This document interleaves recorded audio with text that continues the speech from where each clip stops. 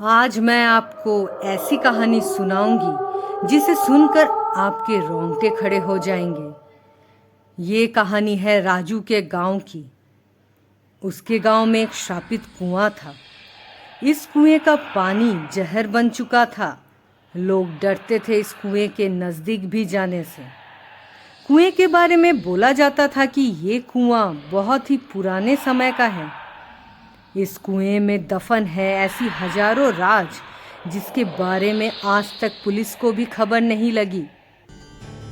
नमस्कार दोस्तों, स्वागत है आपका आपके अपने चैनल स्टोरी हाउस में, जहां आप सभी सुनेंगे डर और सस्पेंस से भरी हुई सत्य घटनाएं।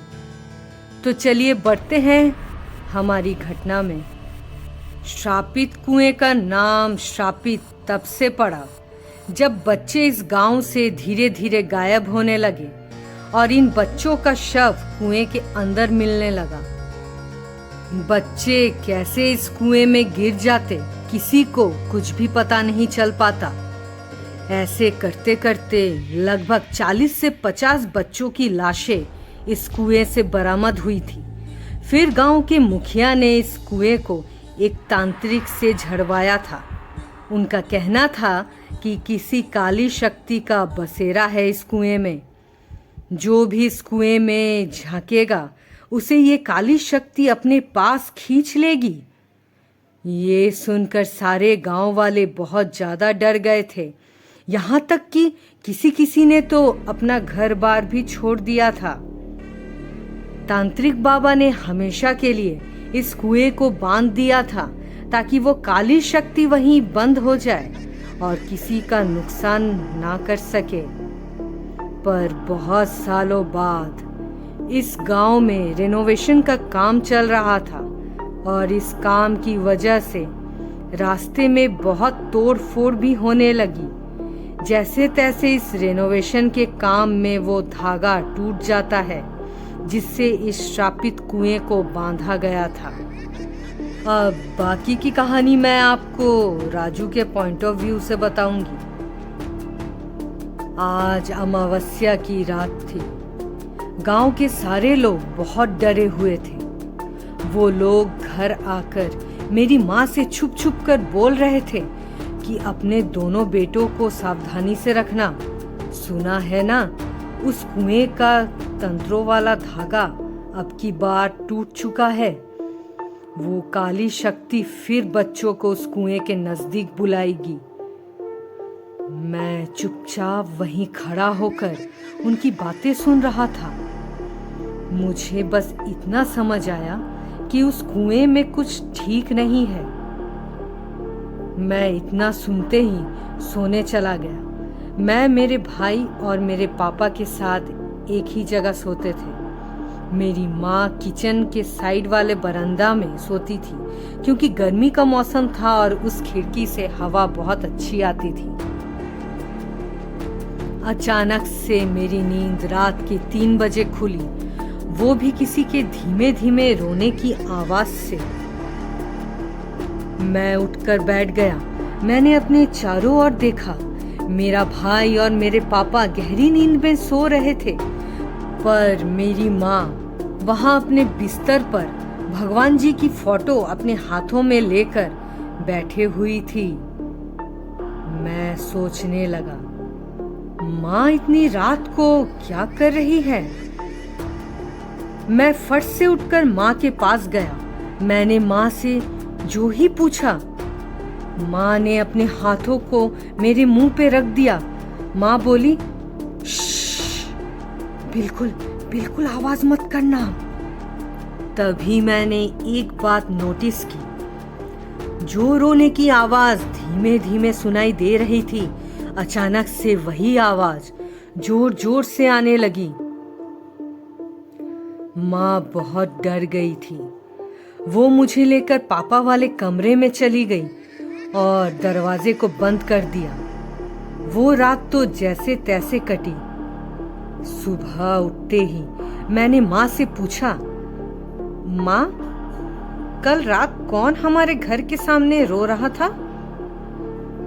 माँ बोली, तू भूल जा उस बात को, कभी भी इस बात का जिक्र मत करना। मैं अपनी जिद पे अड़ा रहा और फिर से मैंने वही पूछ डाला, बताओ ना माँ, कौन थी? माँ झट से बोली, अरे वो कोई साधारण औरत नहीं थी, वो एक चुड़ैल है जो उस पुराने कुएं में रहती है। कल अमावस्या की रात थी, इसलिए उसकी शक्ति दुगनी बढ़ गई थी। तू और बाहर नहीं जाएगा शाम को, और चिंटू को भी बाहर निकलने की कोई जरूरत नहीं। चिंटू मेरे छोटे भाई का नाम था। उस दिन पूरे दिन बारिश हो रही थी। मैं और मेरे भाई खिड़की के सामने ही बैठे थे। शाम के 4 बज रहे थे। माँ अंदर रसोई में रात के लिए खाना बना रही थी।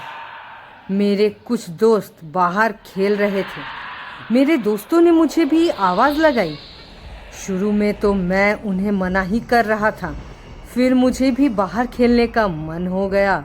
मैंने सोचा घर के सामने ही खेलूंगा, और जब तक माँ रसोई में खाना पका रही है तब तक थोड़ा बाहर निकल जाता हूँ। मेरे साथ मेरा भाई चिंटू भी निकल गया। मैं तो वहीं अपने दोस्तों के साथ खेल रहा था, पर मेरा भाई वहाँ से कब चला गया मुझे कुछ पता ही नहीं चला। मैं और मेरे दोस्त सब कोई मिलके चिंटू को खोज रहे थे। वहाँ माँ भी अब रसोई का काम खत्म कर चुकी थी। शाम के 5:30 बज चुके थे। बारिश के वजह से मौसम और भी अंधेरा हो रहा था। मैं दौड़ दौड़ के अपने भाई को खोज रहा था, पर उसका कहीं कुछ पता नहीं चल पा रहा था। इतने में मेरी माँ रसोई से बाहर आ गई और चिल्लाते हुए मुझे बुलाने लगी। उनकी आवाज़ से डर झलक रहा था। मेरा भाई कहीं नहीं था। माँ दौड़कर उस कुएं की तरफ भागने लगी। मैं भी माँ के पीछे पीछे दौड़ने लगा।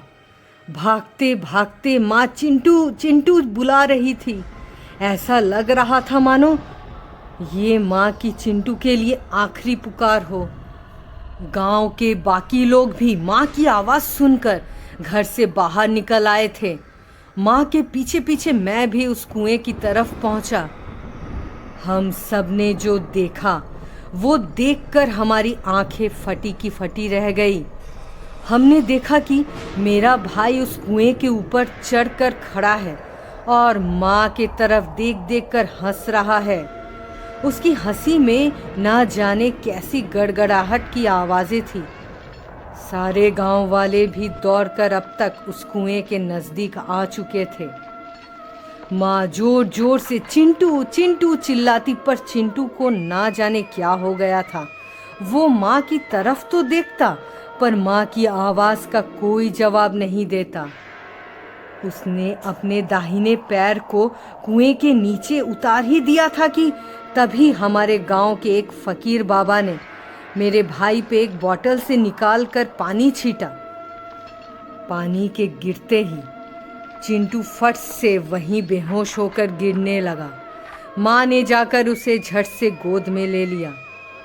हम सब ने एक काले से धुएं को उस कुएं के अंदर जाते देखा।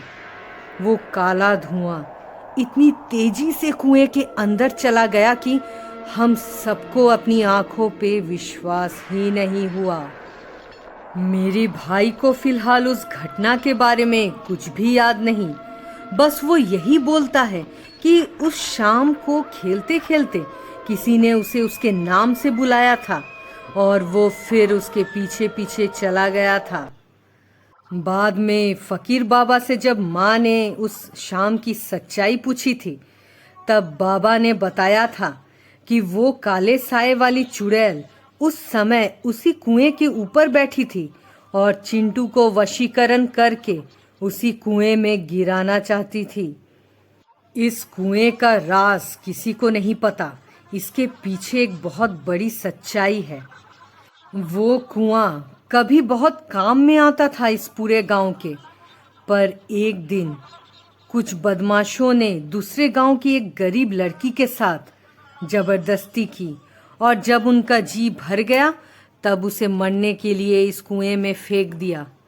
उसने मदद के लिए सबसे भीख मांगी थी, पर उसकी मदद करने कोई भी नहीं आया। उस गरीब लड़की ने वहीं तड़प तड़प के अपनी जान दे दी।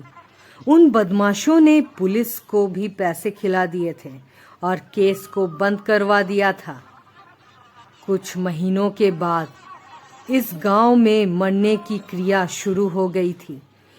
एक एक करके सारे बच्चों की लाशें इस कुएं में मिलती थी। फिर इस कुएं को तंत्रों से बांध दिया गया था और आज उस मंत्रों के धागों के टूटने से फिर से उस प्रेत आत्मा का तांडव शुरू हो गया। चिंटू के साथ ये घटना घटने के बाद हम सब ने हमेशा के लिए उस गांव को अलविदा कह दिया। हमने सुना था कि उस कुएं को हमेशा के लिए ढक दिया गया है और मिट्टी में शुद्धिकरण की पूजा करवाई गई थी। गांव वालों ने उस कुएं को अलविदा कह दिया था। तो आज की कहानी यहीं ख़त्म होती है। आपको कैसी लगी हमें ज़रूर बताएं। अगर ज़रा सी भी अच्छी लगी हो तो ज़रूर इस वीडियो को लाइक और शेयर करें ज़्यादा से ज़्यादा, और चैनल पे अगर नए हैं तो स्टोरी हाउस को सब्सक्राइब करें।